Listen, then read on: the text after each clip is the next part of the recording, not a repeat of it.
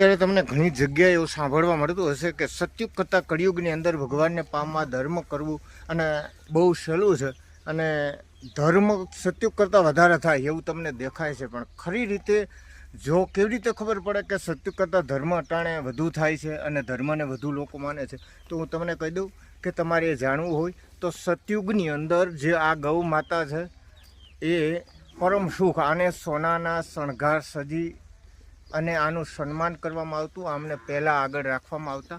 ગૌ માતા ક્યાંય દુઃખી નહોતી, નંદી ક્યારેય ક્યાંય દુઃખી નહોતો. અને આ કળિયુગ છે તો કળિયુગની અંદર ગૌ માતાનો હાલ જુઓ અને પછી તમે સતયુગને કળિયુગને હારે હરખાવો તો વિચાર કરો કે સતયુગમાં અને કળિયુગમાં કેટલો ફેર છે. વિચાર તો કરો. એટલા માટે સતયુગની અંદર જે સંતો હતા એ બધાય પરમાર્થ જગત કલ્યાણ અર્થે કરવા માટે બહુ દુઃખી થતા હતા. અને અટાણે આપણે બધા છે એ પાખંડી સંતોને સુખી કરવા માટે બહુ દુઃખી થાય છે. એમને આગળ વધનાર ધર્મને કોઈને પડી જ નથી. અમારો પંથ, અમારો આશ્રમ ને અમારું આગળ વધે, બાકી ધર્મ આગળ જાય એવું કોઈને મનમાં નથી. ધર્મ જો આગળ જાય ને તો ગાયથી જ જવાનું છે.